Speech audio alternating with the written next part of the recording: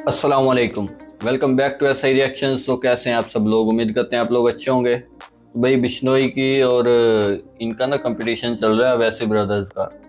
Daily कोई इतनी request आ रही है ना दोनों पे। तो अभी है बिश्नोई की ना जो गुंडा कैसे बना बायोग्राफी, थोड़ी सी ऐसा ही है, कुछ ज़्यादा हिंदी में सही पढ़ा नहीं गया हमसे। चलें तो उसको देखते हैं, फिर बात करेंगे।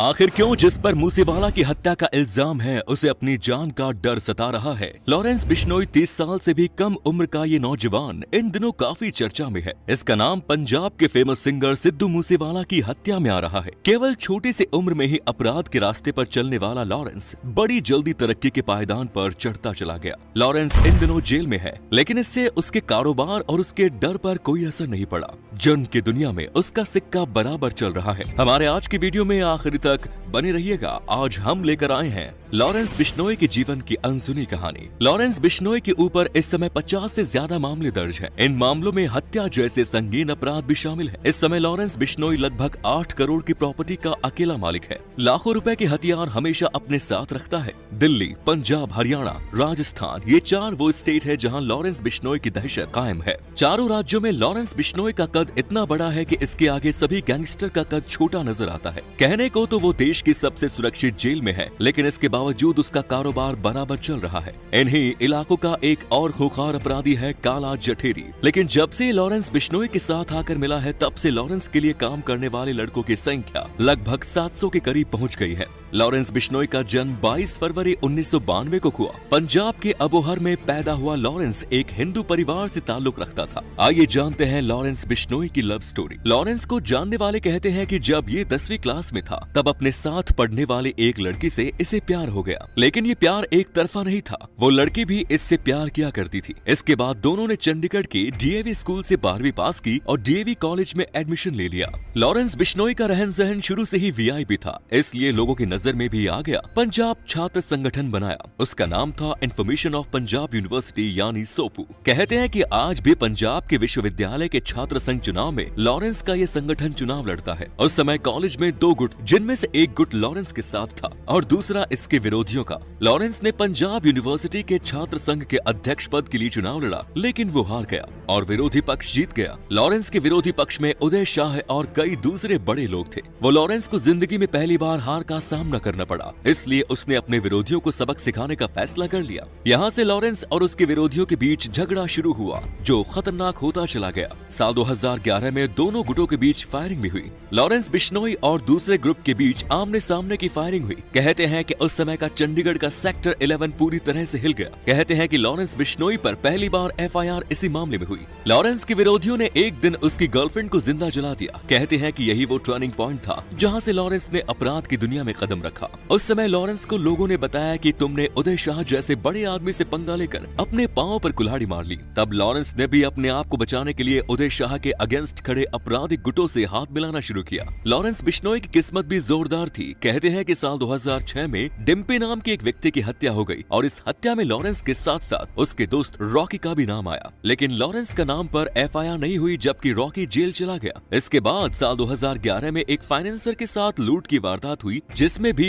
रॉकी लॉरेंस का नाम सामने आया। लेकिन एफआईआर में लॉरेंस का नाम नहीं था, यानी स्कूल से लेकर कॉलेज तक लॉरेंस अपराध की दुनिया में अपने पैर जमा रहा था। लॉरेंस के खिलाफ मामला दर्ज हुआ साल 2011 में, जब उसने एक छात्र नेता की हत्या की कोशिश की। इस मामले में लॉरेंस को गिरफ्तार करके जेल भेज दिया गया, लेकिन वो जमानत पर बाहर आ गया। इसके बाद उस पर 0.54 की पिस्टल रखने का आरोप लगा और उसे फिर जेल भेज दिया गया। अगस्त 12 साल 2012 को चंडीगढ़ के सेक्टर 34 थाने में लॉरेंस के ऊपर एक और मुकदमा दर्ज हुआ, जिसने उस पर हत्या की कोशिश, रंगदारी मांगने और दंगा भड़काने के आरोप लगे। दिसंबर 2014 को लॉरेंस बिश्नोई के मामा के 2 लड़कों की हत्या कर दी गई। लॉरेंस इन हत्या का बदला लेना चाहता था। इनकी हत्या का आरोप 2 गैंगस्टर पर था। बठिंडा का हरगोविंद सिंह और दूसरा था रमी मसाना। ये घटना 17 जनवरी 2015 की है, जब पंजाब की खड़की पुलिस कोर्ट में पेशी के लिए ले जा रही थी। पुलिस को चकमा दिया और वहाँ से भाग गया। पुलिस से बचकर ही नेपाल भाग गया। वहाँ उसने 6 लाख के हथियार खरीदे, अपने लिए बुलेट प्रूफ जैकेट खरीदा और जब वहां से वो वापस आया तो इसे फजीका पुलिस ने 4 मार्च 2015 को फिर गिरफ्तार कर लिया। इसके बाद इसने पंजाब की फरीदकोट जेल से ही अपने गैंग को ऑपरेट करने का डिसीजन लिया और इसके लिए मोबाइल और सिम कार्ड की व्यवस्था की गई। अब ये वहीं से हत्या की सुपारी, अवैध वसूली जैसे काम करता है। कहते हैं कि फरीदकोट जेल में रहते हुए लॉरेंस बिश्नोई ने जोधपुर के एक डॉक्टर चांडक और एक ट्रैवलर की हत्या की सुपारी 50 लाख रुपए ली। उसने डॉक्टर की BMW में आग लगवा दी और इसमें डॉक्टर की मौत हो गई। इसके बाद फरीदकोट से उसे जोधपुर जेल शिफ्ट कर दिया गया, लेकिन यहाँ से भी वो अपने काले कारनामे किया करता था। इसके बाद उसे राजस्थान के अजमेर की काला पानी कहे जाने वाली घोघरा जेल में शिफ्ट किया गया। यहाँ उसकी दोस्ती गैंगस्टर आनंद पाल के भाई से हुई। लॉरेंस को अलग से सेल में शिफ्ट किया गया, लेकिन यहाँ से भी वो मोबाइल के जरिए अपने गैंग को ऑपरेट करने लगा। जब राजस्थान पुलिस ने इसकी सेल पर दबिश दी तो इसके पास से 2 सिम कार्ड बरामद हुए, लेकिन दूसरे अन्य सिम कार्ड और मोबाइल कहीं और छुपा दिए गए। 27 अगस्त 2017 को लॉरेंस बिश्नोई ने आनंदपाल के कट्टर दुश्मन सरपेक सरकार राव की मोहाली के शार्प शूटर रविंद्र काली के साथ मिलकर हत्या करवा दी। इसके बाद 17 सितंबर साल 2017 के दिन जोधपुर में लॉरेंस बिश्नोई ने कारोबारी वसुदेव इसरानी नाम के कारोबारी की हत्या हरिंद्र जाट और रविंद्र काली के जरिए करवा दी। इसके बाद लॉरेंस बिश्नोई की जहां समाज में दहशत बढ़ गई, वहीं आनंदपाल गैंग में उसका कद इतना बढ़ गया कि आगे चलकर इस गैंग को वही चलाने लगा। इसके बाद लॉरेंस के नेटवर्क पर पुलिस की दबिश बढ़ती चली गई, लेकिन इसके साथ ही लॉरेंस ने जेल से जमानत पर छूटने वाले नए लोगों को अपने गैंग में भर्ती करना शुरू किया। लुका छिपी का खेल आज भी जारी है और लॉरेंस के अपराध का सिलसिला अभी रुका नहीं है। साल 2018 में लॉरेंस बिश्नोई का नाम उस समय सुर्खियों में आया जब इसने अपने फेसबुक पेज के जरिए सीधे सलमान खान को मारने की धमकी दी। दरअसल राजस्थान में काले हिरण के शिकार के मामले में सलमान खान की संलिप्तता को लेकर लॉरेंस बिश्नोई नाराज था। कहते हैं कि इसके गुर्गों ने सलमान खान के घर की रेकी करना शुरू कर दिया था, लेकिन समय रहते पुलिस को भनक लग गई और उसके सभी आदमियों को गिरफ्तार कर लिया गया। जेम्स बॉन्ड का नंबर 007 लॉरेंस बिश्नोई को काफी पसंद था, इसलिए उसने अपने स्कूल के ग्रुप में 7 ऐसे लड़कों को भर्ती किया था जिसे वो 007 कहा करता था। ये सभी लड़ाई झगड़े के मामले में उस्ताद थे। आज 4 राज्यों में लॉरेंस के अपराध कारणों की तूती बोलती है। इसके अलावा इसके पास 100 भरोसेमंद ऐसे शार्प शूटर मौजूद हैं, जिसके एक इशारे पर किसी का भी कत्ल कर देते हैं। लॉरेंस के काम करने का तरीका अलग है। उसने अपने फेसबुक की DP पर भगत सिंह की तस्वीर लगाई है। वो खुद को एक समाज सेवी और क्रांतिकारी बताता है। आज की तारीख में लॉरेंस पर दर्ज 50 मामलों में से 30 में वो बरी हो गया। 29 मई 2022 को पंजाबी सिंगर मूसावाला की हत्या उसके घर के करीब लगभग 5 किलोमीटर दूर की गई। सिद्धू मूसेवाला अपनी थार जीप से चाचा के यहाँ जा रहा था। उसके साथ 2 लोग और थे। तभी चलती सड़क पर आगे और पीछे से 2 गाड़ियों ने उसकी जीप को ब्लॉक किया और ताबड़तोड़ गोलियां चलानी शुरू कर दी। इसमें AK-47 का भी इस्तेमाल किया गया। सिद्धू मूसेवाले की इसमें मौत हो गई और उसके 2 साथी अस्पताल में घायल है। पुलिस मामले की जाँच कर रही है। पंजाब सरकार पर इस मामले को लेकर अच्छा खासा दबाव है। खबरों की माने तो हाल ही में हुए पंजाबी सिंगर सिद्धू मूसेवाला की हत्या में भी लॉरेंस बिश्नोई का हाथ बताया जा रहा है। कनाडा में बैठे इसके एक हैंडलर गोल्डी बराड़ा के जरिए सिद्धू मूसेवाला को मारने के लिए कॉन्ट्रैक्ट दिया गया था। तो दोस्तों, ये थी लॉरेंस बिश्नोई की पूरी कहानी। वीडियो पर आपकी राय का हमें इंतजार रहेगा। फिर मिलेंगे एक नई वीडियो में। जय हिंद, जय भारत, वंदे मातरम। कैसी थी फिर अनटोल्ड स्टोरी? ये तो यार तकरीबन हमने पहले भी सुन रखी है, तकरीबन इसमें जो बातें करी है ना इसने पहले वाली वीडियो में। इसमें इसका ये पैदाइश से लेके यानी एक एंड तक सारी शॉर्ट में इसने बता दिया सारा कुछ। बाकी इसमें यार जो कहने वाली बात तो ये है कि ये जो बिश्नोई है ये तो फिर हीरो तो ना वो इसने एक डॉक्टर को भी मार रखा है। इसको हीरो पेश करते हैं ना कि मैं किसी बेकसूर को नहीं मारता, तो इसने तो डॉक्टर को भी मारा हुआ है, एक बिजनेसमैन को भी मार रखा है। तो ये तो फिर एक वो टूरिस्ट को भी कह रहा था ना, ये वो जो घूमने आए होते हैं उनको भी इसने सुपारी लिया 50 लाख की बता रहा था। तो फिर तो ये हीरो ना हुआ ये तो। और जो अगर क्रिमिनल्स होते हैं या दुश्मन होते हैं, जैसे सलमान खान है, इसने कोई गलती कर रखी है, कोई एम है पीछे, तो फिर तो समझ आता है। तो फिर तो ये तो गलत बात ना हुई। फिर अब ये नहीं पता हमें रिपोर्ट कहाँ तक सही है, लेकिन अगर रिपोर्ट में इतना कुछ बता रखा है तो कुछ इसके पीछे होगी ना। सर्च करके ही करते हैं ऐसे। यूट्यूब पे ऐसे तो नहीं कोई अपलोड कर सकता, रिसर्च करते हैं तो हाँ, इसमें 3-4 उसके ऐसे बताए हुए हैं ना। लेकिन ये बना इसके अंडरवर्ल्ड के अंदर ये शामिल तभी हुआ जब इसकी वो क्या कहते हैं उसे, लवर हैं, हाँ लवर का जब इसको वो जिंदा जला दिया ना, ये तो बड़ा यार वो खौफनाक सा हादसा। यार ये कोई इतना ज्यादा दुश्मनी हो गई थी कि लवर को जिंदा जला दिया। एक कॉलेज की लड़ाई हुई थी ना, वो तो कोई बड़ी लड़ाई भी नहीं हुई थी, कॉलेज की लड़ाई में जिंदा ही जला दिया, कुछ की समझ से ही नहीं आती है। ये साले लोग हैं कौन यार, ये जो लड़कियों को या घर वालों को, फैमिली को जो निशाना बनाते हैं।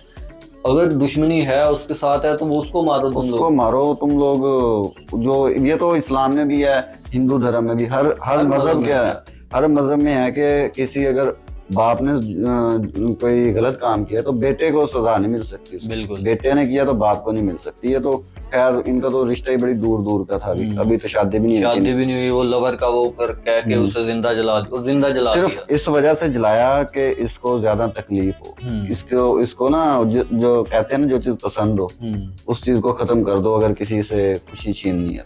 और ये बात भी है, यहाँ से आइडिया होता है कि इसका फिर उसके साथ इश्क जो है ना वो कैसा था।